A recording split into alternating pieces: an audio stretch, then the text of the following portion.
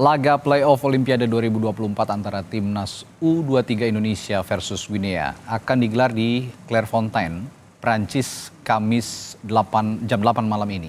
Dan Guinea harus melakoni laga playoff setelah menempati peringkat keempat Piala Afrika U23 tahun 2023. Indonesia pun menorehkan pencapaian sama pada Piala Asia U23 2024 yang baru rampung pada 3 Mei lalu. Lalu bagaimana peluang timnas U23 untuk meraih tiket terakhir menuju Olimpiade Paris?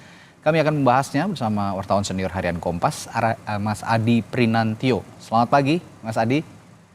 Selamat pagi, Mas Radi. Sehat-sehat selalu.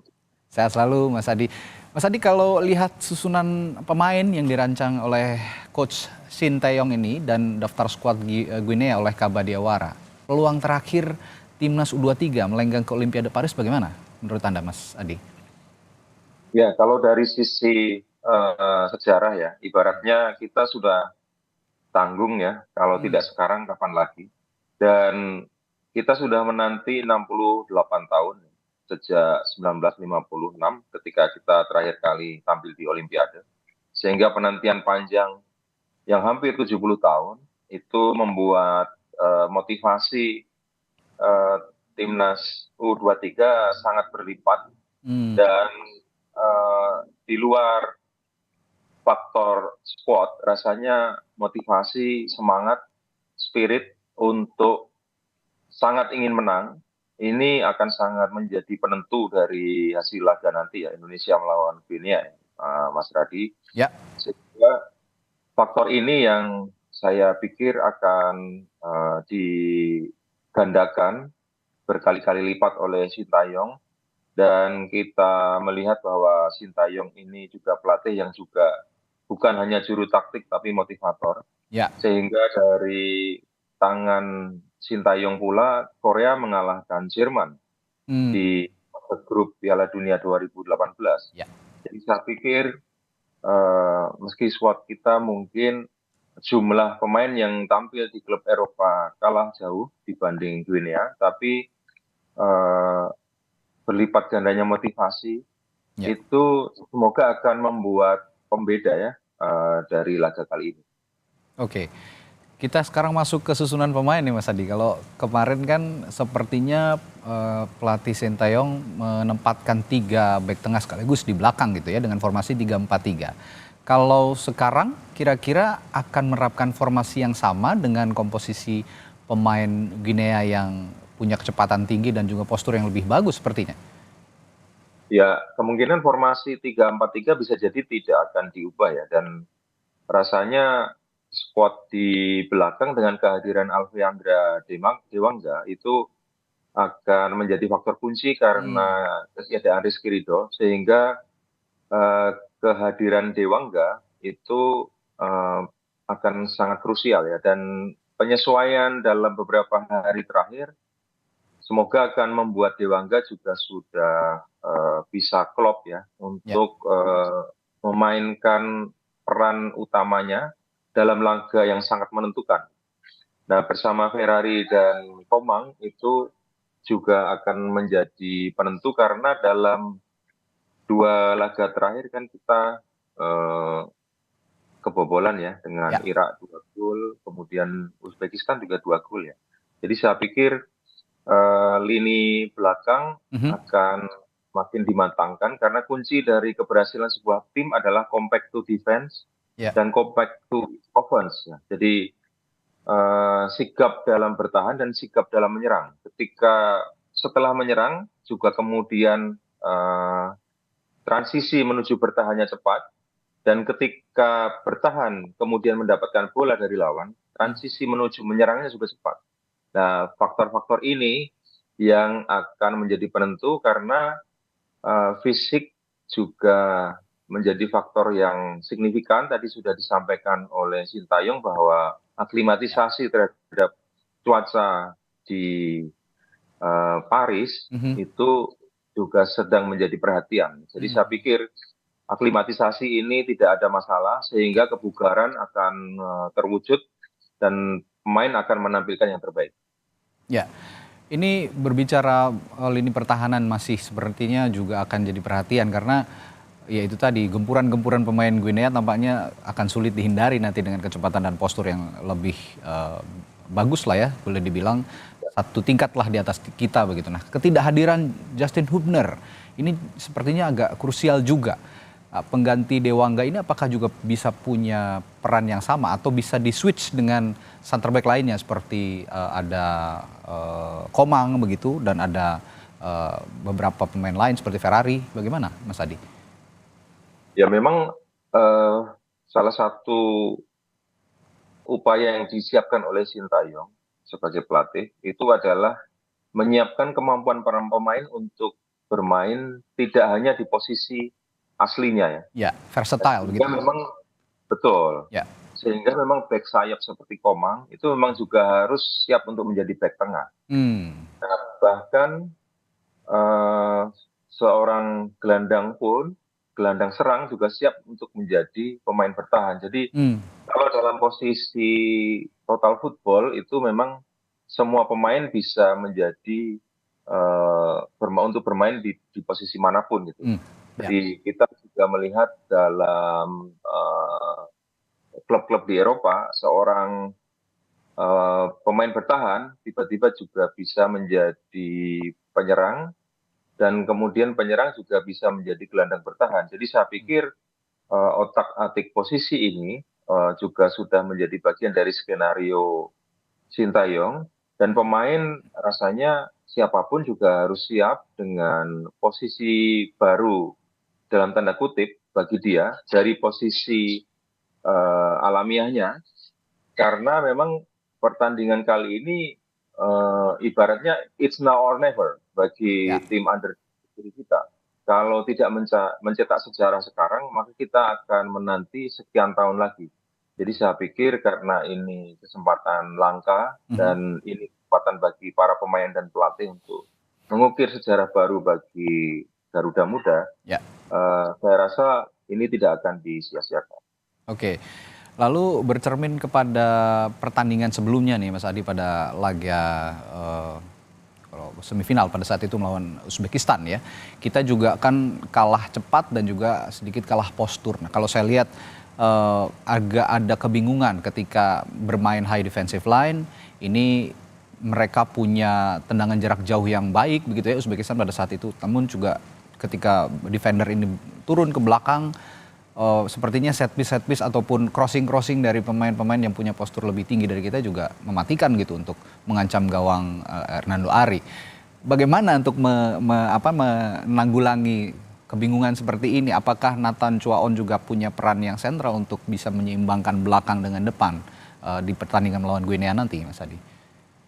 Ya, sebetulnya kalau memang kita melihat postur dan postur lawan lebih tinggi sehingga mereka mengoptimalkan umpan jarak jauh, kemudian long passing dan sebagainya, maka sebetulnya resep yang cukup jitu adalah memainkan umpan-umpan pendek karena pemain kita secara postur tidak lebih tinggi. Ya. Hanya memang tantangannya adalah bagaimana supaya kita juga mempertahankan jarak yang tidak terlalu jauh antar pemain kita. Oke. Nah, Bermain rapat. ketika melawan Uzbekistan, memang Uzbekistan terlihat sekali efektif memperjauh ya jarak antar pemain kita. Ya. Pressure terhadap pemain Indonesia ketika tim U23 kita itu menguasai bola itu sangat efektif. Sehingga jarak antar pemain Indonesia menjadi sangat jauh.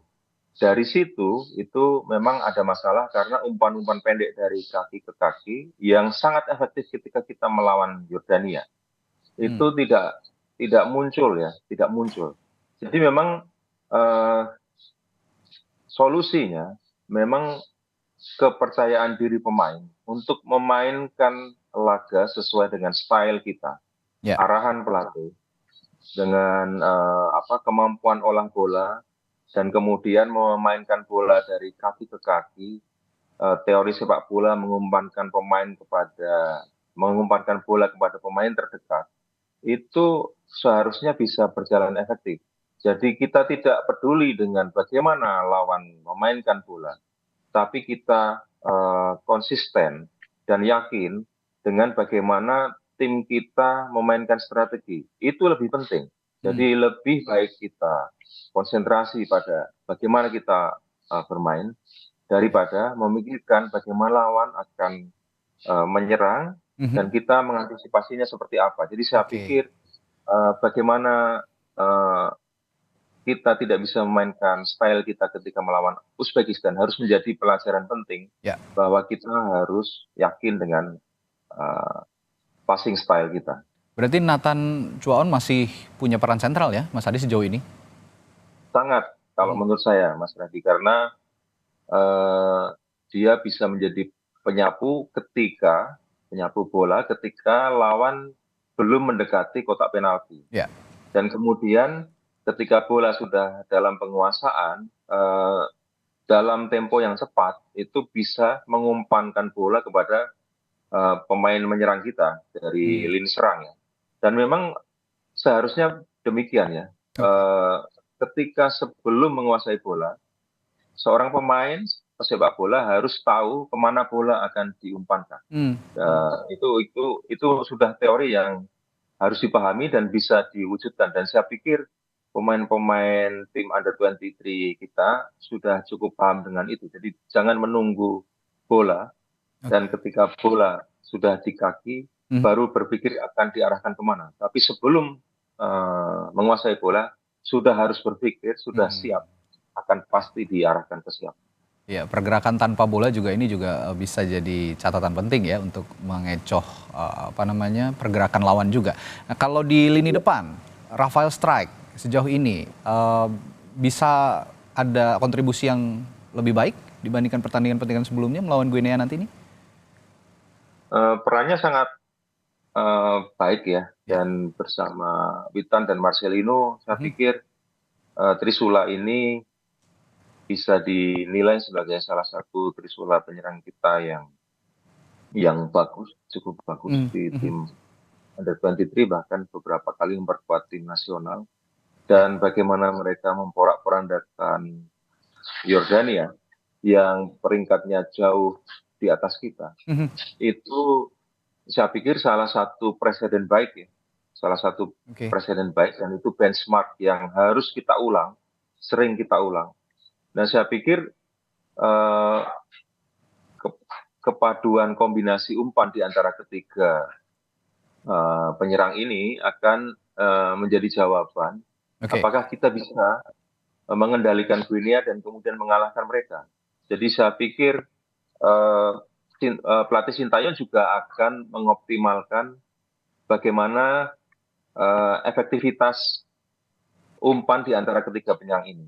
Jadi saya pikir golnya Witan ke Yordania dan kemudian golnya Marcelino Ferdinand ya, gol ketiga gawang Yordania, itu open play yang menurut saya sangat indah. Dan itu akan sangat dikenang sebagai salah satu di antara beberapa gol terbaik Indonesia di Piala Asia. Ya, jadi Trisula Marcelino, lalu Witan dan juga Rafael Strike ini sepertinya masih bisa jadi ancaman ya begitu untuk Guinea. Terakhir Mas Adi, ada nama Agibu Kamara, lalu juga ada nama seperti Algasime Bah dan pemain-pemain yang merumput di Eropa di Spanyol dan Perancis. Bagaimana Anda melihat nama-nama ini dari timnas U23 Guinea?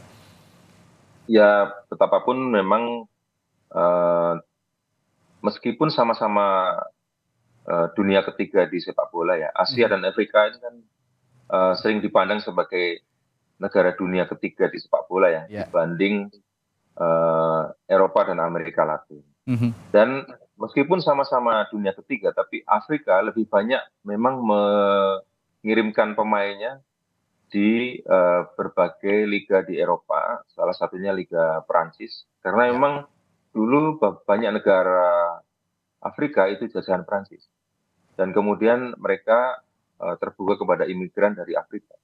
Nah, itu keuntungan kultural dari tim-tim Afrika.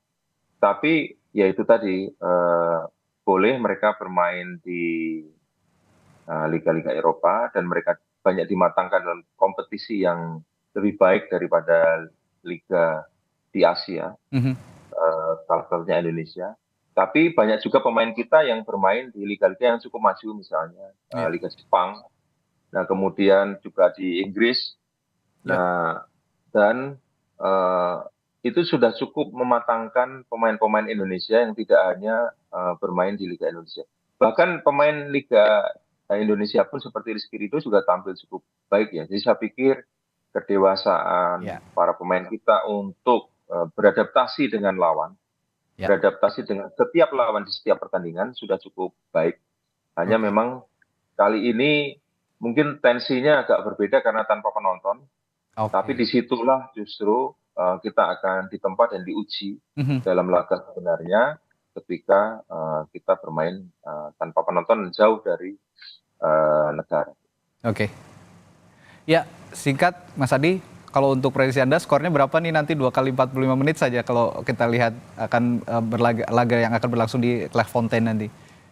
Nah ini pertanyaan yang susah tebak gampang. Tapi saya dengan pertimbangan bahwa motivasi pemain dengan 2 kali pertandingan kesempatan kita mencuri tiket ke Olimpiade itu Mhm. gagal, saya pikir motivasi cukup berlipat sehingga saya bisa cukup yakin kita semoga menang 2-1. Wah, mantap. 2-1 kita berdoa bersama nanti malam pertandingan di Clairefontaine, Prancis bisa dimenangkan tim Garuda Muda kita, Timnas U23 nanti malam pada Amin. pukul 8 waktu Indonesia Barat malam nanti. Terima kasih Mas Adi Terima kasih. Prinantio sudah berbagi perspektifnya soal prediksi bagaimana pertandingan nanti malam Timnas U23 kita melawan Guinea.